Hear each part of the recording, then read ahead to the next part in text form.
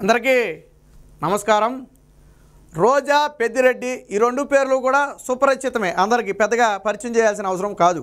అయితే రాజకీయాల్లో ఎవరి స్థాయి వారిది అనుకోండి. ఇప్పుడు వారిద్దరి మధ్య పచ్చగడ్డేస్తే బొగ్గుమనే స్థాయిలో వైర్యం ఉంది. ఇది బహిరంగ సత్యమే, ఇందులో దాపరికం ఏం లేదు.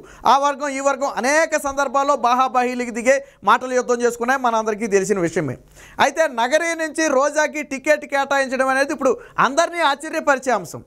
ఎందుకనంటే రోజా నగరిలో ఓడిపోతుందని తెలిసి కూడా జగన్మోహన్ రెడ్డి టికెట్ ఇచ్చాడు. టికెట్ అయితే ఇచ్చాడు, కానీ బీఫామ్ వస్తుందా అంటే అనుమానంగానే ఉంది. ఎందుకంటే పెద్దిరెడ్డి తన పంతాన్ని వదిలిపెట్టలేదు. అసలు రోజాకి టికెట్ ఇవ్వద్దని మొదటి నుంచి పట్టుబట్టినప్పటికీ కూడా మరి రోజా ఏం లాబింగ్ చేసిందో ఏం చేసిందో తెలియదు, కానీ మొత్తానికి నగరీ నుంచి టికెట్ అయితే దక్కించుకుంది.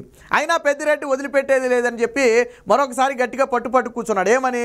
రోజాకి బీఫామ్ ఇవ్వద్దు, బీఫామ్ ఇస్తేనే ఎన్నికల్లో పోటీకి అవకాశం ఉంటుంది. సో రోజాకి బీఫామ్ ఇవ్వద్దు. ఎందుకు బీఫామ్ ఇవ్వద్దు అంటున్నారు రోజాకి అంటే, రోజాకి ఇస్తే మేము చేయం, ఎందుకంటే వారిద్దరి మధ్య ఉన్న వైరం బహిరంగ సత్యమే కదా, ఇందులో ప్రత్యేకించి చెప్పాల్సిన అవసరం లేదు. అది జగన్మోహన్ రెడ్డి కూడా తెలిసి అనేక సందర్భాలు ఆయన పంచాయతీ కూడా చేశాడు, కలిసిమెలిసి వెళ్ళిపోండి ముందుకు ఎందుకు ఈ విభేదాలని. బట్ పెద్దిరెడ్డి అయితే అలా ఒప్పుకునే పరిస్థితి లేదు. పెద్దిరెడ్డి అంటే జగన్మోహన్ రెడ్డి తర్వాత అంతటి వ్యక్తి. అలాంటి వ్యక్తే గట్టిగా పట్టుబట్టినా కానీ రోజా టికెట్ దక్కించుకోగలిగిందంటే రోజా కూడా తన స్థాయిలో లాబింగ్ గట్టిగానే చేసింది, ఆషామాషి వ్యవహారం ఏం కాదు. అటుపక్క పెద్దిరెడ్డి ఏం చిన్న వ్యక్తి ఏం కాదు. అయితే ఇప్పుడు పెద్దిరెడ్డి ఏమంటాడంటే, సరే ఇచ్చారు కదా, బీఫామ్ మాత్రం ఇవ్వద్దు, వేరొక వ్యక్తిని పెట్టండి. రోజా నగరీలో పూర్తిగా ఓడిపోతుంది, అది కన్ఫామ్. అది మీరు ఎవరికి టికెట్ ఇచ్చినా నేను గెలిపిస్తా, బట్ రోజాకి టికెట్ ఇస్తే ఆ సీటును వైసీపీ కోల్పోతుంది.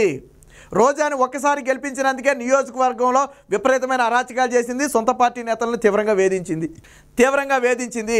ఇలాంటి సమయంలో మరొకసారి టికెట్ ఇస్తే కార్యకర్తలు కూడా పనిచేయరని చెప్పి పెద్దిరెడ్డి బల్లగుద్దినట్టుగా చెప్పాడు.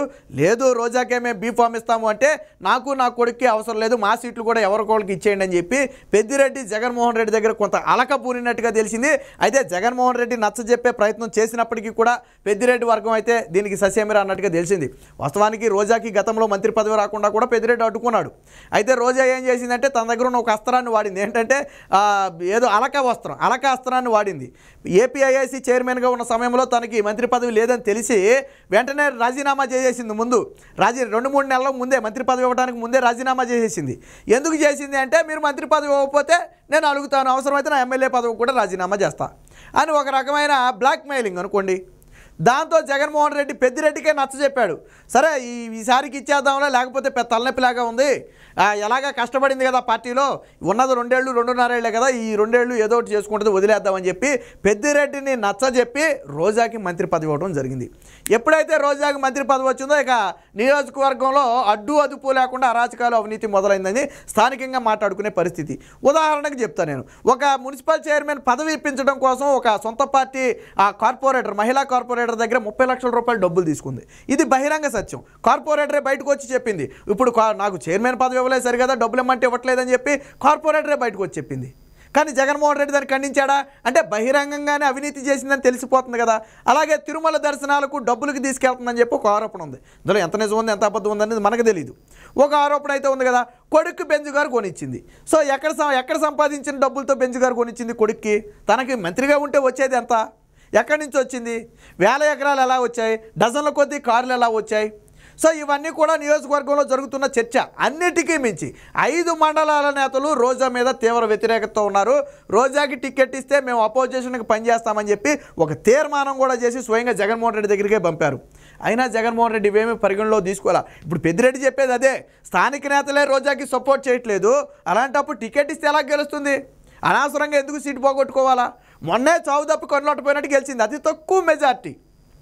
తెలుగుదేశం పార్టీ మీద అతి తక్కువ మెజార్టీ. ఏది? జగన్మోహన్ రెడ్డి అంత గాలి వీస్తేనే అతి తక్కువ మెజార్టీతో గెలిచింది.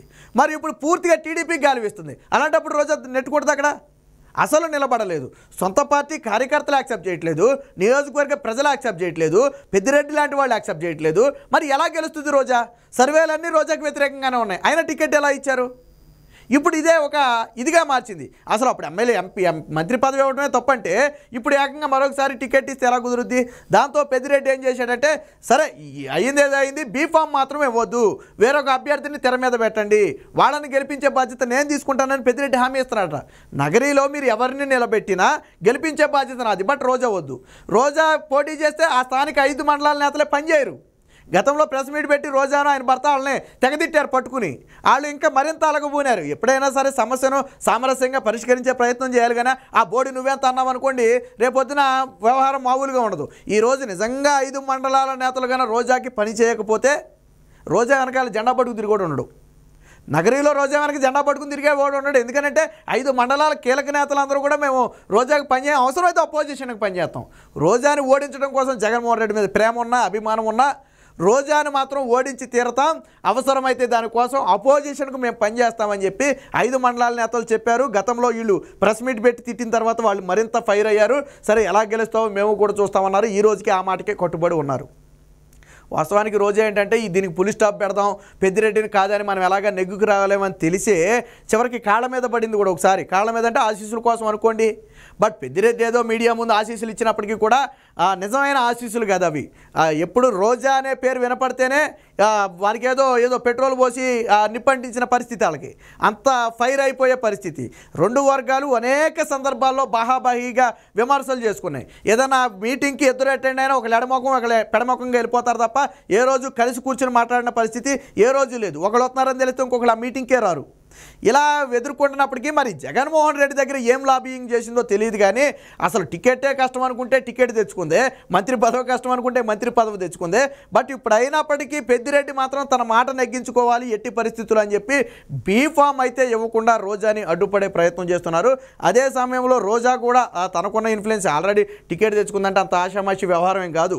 అంతకు మించి పెద్ద ఇన్ఫ్లుయెన్సే రోజా వాడుంటుంది. పెద్దిరెడ్డికి మించిన ఇన్ఫ్లుయెన్స్ రోజా వాడుంటుంది అనేది ఇక్కడ వార్తల్లో ఉన్నటువంటి అంశం.